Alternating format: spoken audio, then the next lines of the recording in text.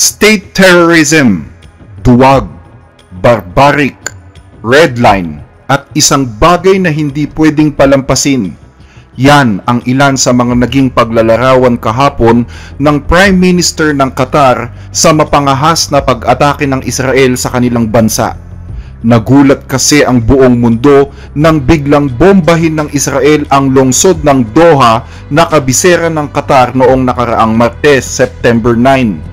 Layunin umano ng Israel na targetin ang headquarters ng mga Hamas na nakabase sa Doha, partikular ang leader ng Hamas na si Khalil al-Hayya.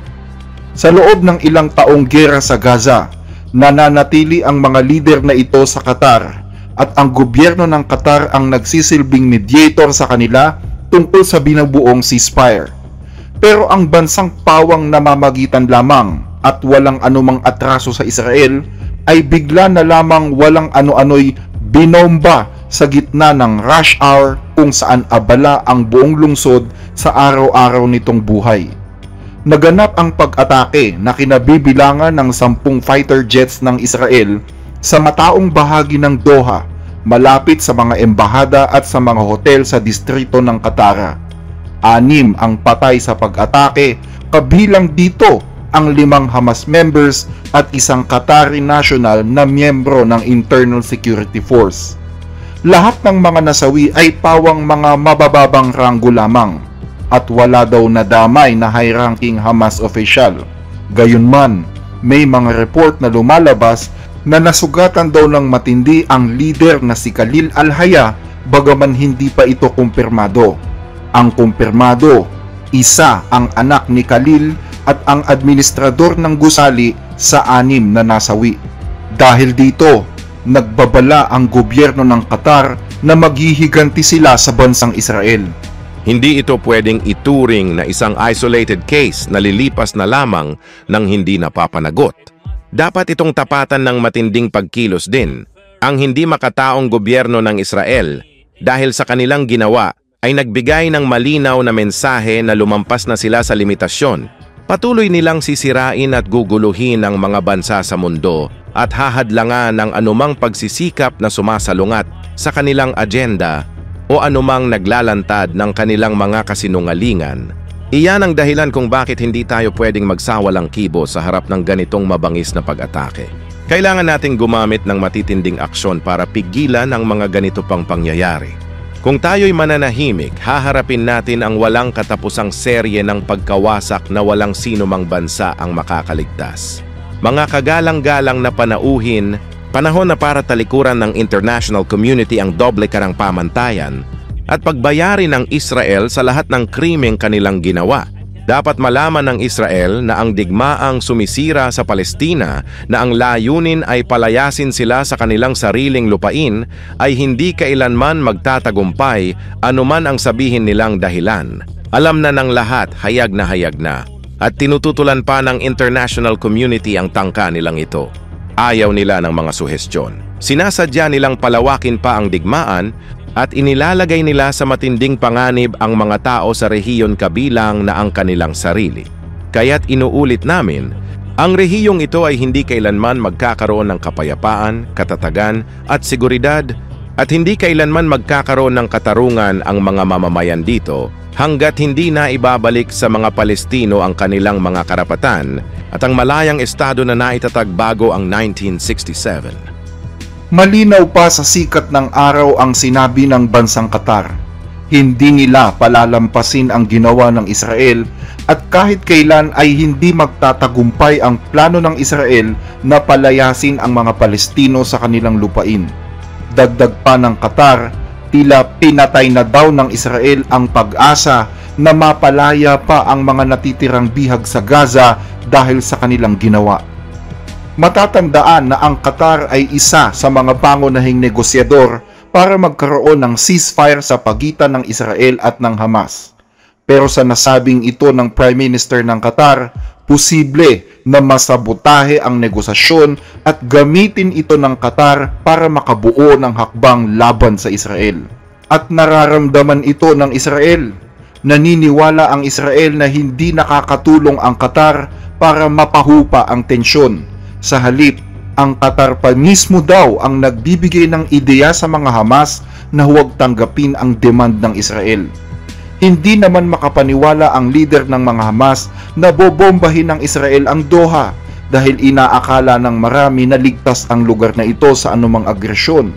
Yun ang dahilan kung bakit hindi masyadong mahigpit ang seguridad sa mga leader ng Hamas sa Qatar. Dahil dito, posibleng magkatotoo ang sinabi ng Prime Minister ng Qatar na mauulit pa ang pag-atake ng Israel sa kanilang bansa. Lalo't may banta si Israeli Prime Minister Benjamin Netanyahu na patuloy nilang tatargetin ang Hamas. Sa makatwid, hanggat nasa Qatar ang liderato ng Hamas, posibleng bombahin ulit ng Israel ang Qatar sa mga susunod na araw. Dahil dito, naka-high alert ngayon ang buong sistema at pamahalaan ng Qatar. Tinutugis namin ang mga utak ng terorismo na may kagagawan sa masaker noong October 7. Ganito ang ginawa namin sa Qatar na nagkakanlong sa kanila. Itinatago nila ang mga terorista, pinopondohan ng Hamas, at binibigyan ng marangyang buhay ang mga lider sa malalaking villa. Ibinigay nila ang lahat. Kaya inulit lang namin ang eksaktong ginawa ng Amerika nang tugisin nila ang mga Al-Qaeda sa Afghanistan at patayin si Osama bin Laden sa Pakistan. At ito lang ang masasabi ko sa Qatar at sa mga bansa na nagkakanlong sa mga terorista. Pwede nyo silang palayasin o papanagutin dahil kung ayaw nyo, kami mismo ang gagawa nito. Hindi ba kayo nag-aalala na baka ulitin ito ng Israel? Lalo't may sinabi ang punong ministro na tutugisin pa rin nila ang Hamas saan man sila naroon. Sa tingin ko'y nahaharap tayo ngayon sa isang pamahalaang wala na sa katinuan. Nahaharap tayo sa isang punong ministro na naniniwalang kaya niyang baguhin ang gitnang silangan ayon sa imaheng gusto niya, sa imahe ng kaguluhan. Kaya kailangan nating maging handa at asahan ang lahat ng posibleng mangyari. Dito sa Qatar, mula nang mangyari ang pag-atake, naka-high alert na ang buong gobyerno at sistema. Isa sa mga senaryo na tinutukoy mismo ni Netanyahu ay muli niyang pag-atake. Nilinaw pa ni Netanyahu na hindi naman daw ang Qatar ang target nila, kundi ang mga Hamas. Nagkataon nga lang na nasa Qatar ang kanilang mga target. Nanindigan naman ang bansang Qatar na hindi nila ilalaglag ang mga Hamas at patuloy pa rin kakanlungin ang mga ito at ang kanilang mga pamilya. Magbabago ba ang inyong pulisya patungkol sa Hamas? Patuloy pa rin ba kayong mag-host ng mga leader ng Hamas at kanilang pamilya gaya ng matagal nyo nang ginagawa? Isang bagay lang ang sinisigurado ko sa iyo. Hindi kayang baguhin ng isang siga na gaya ni Netanyahu ang aming patakaran sa kapayapaan at pakikipag-ugnayan sa lahat ng panig.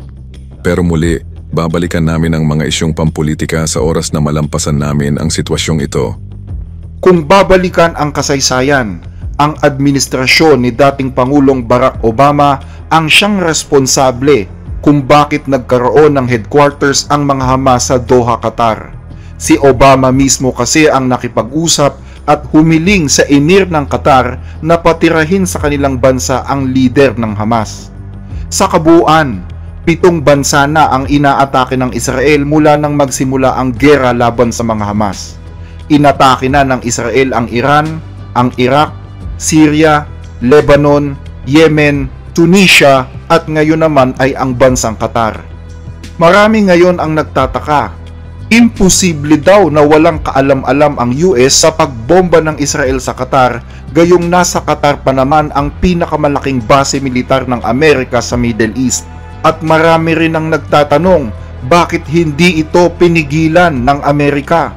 Ang sagot ng US, wala daw silang sapat na oras para pigilan ito.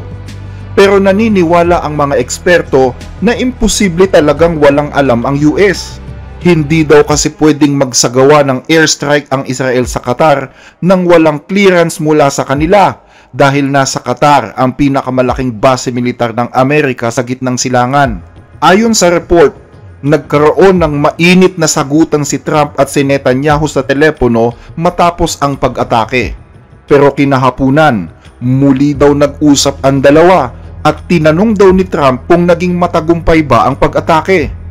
Bagaman aminado ang US na mali ang Israel sa pag-atake nito sa Qatar, marami ang nagtataka kung bakit sa halip na puntahan ang Qatar, ang Israel ang unang binisita ni US Secretary of the State Marco Rubio. imbes na dumiretso sa Qatar at humingi ng paumanhin dahil sa ginawa ng kanilang kaalyado.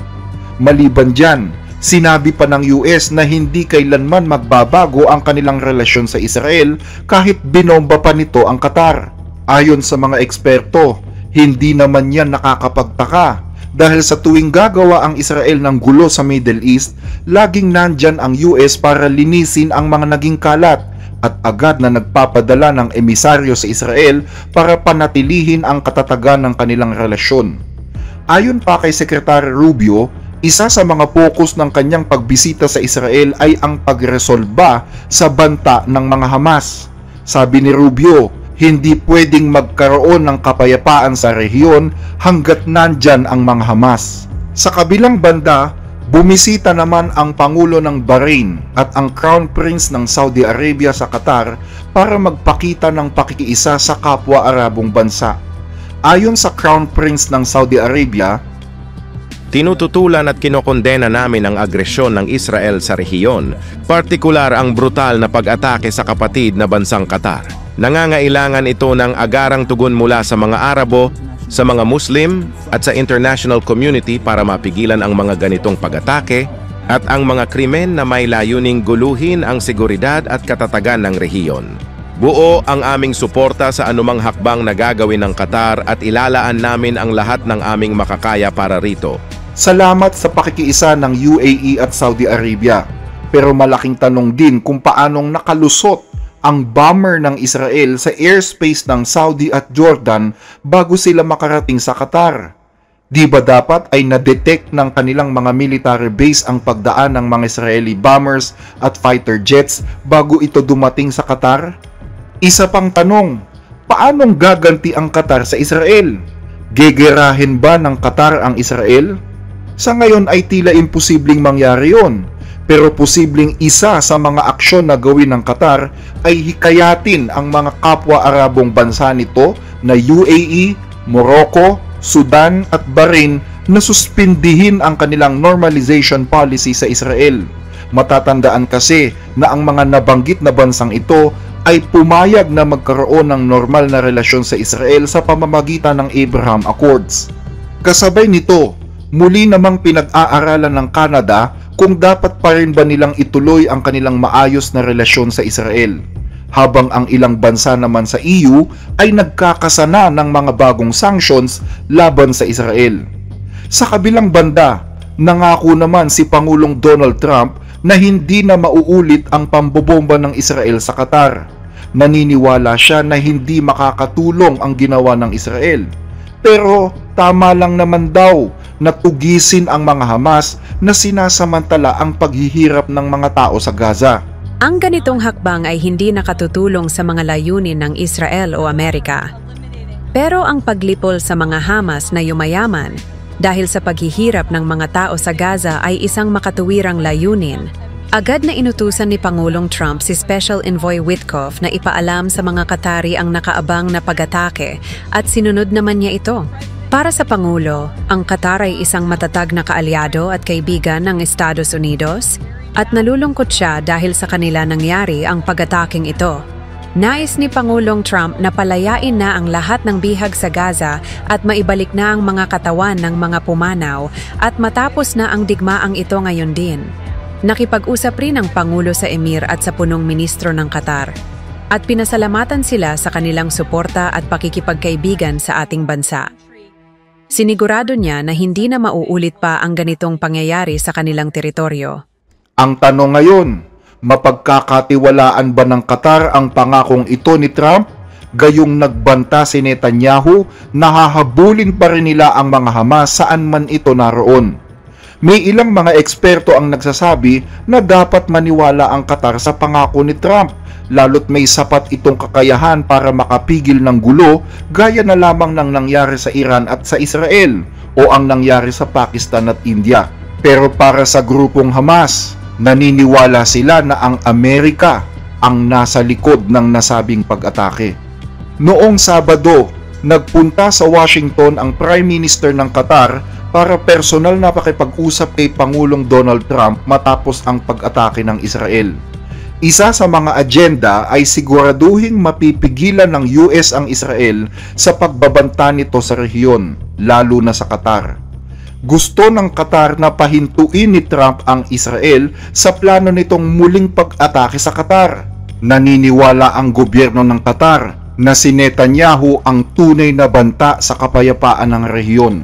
Inaasahan din na isa sa alang-alang ni Pangulong Trump ang mamahaling eroplano na iniregalo sa kanya ng Qatar noong nakaraang buwan para mapagbigyan ang kanilang kahilingan. Kung matatandaan kasi, isang marangyang eroplano na nagkakahalaga ng $400 million ang iniregalo ng pamahalaan ng Qatar kay Pangulong Donald Trump. Dahil dito, mataas ngayon ang pressure kay Donald Trump kung paano nito sasagipin ang relasyon ng US sa mga bansang Arabo habang sinusuportahan ang agenda ng Israel.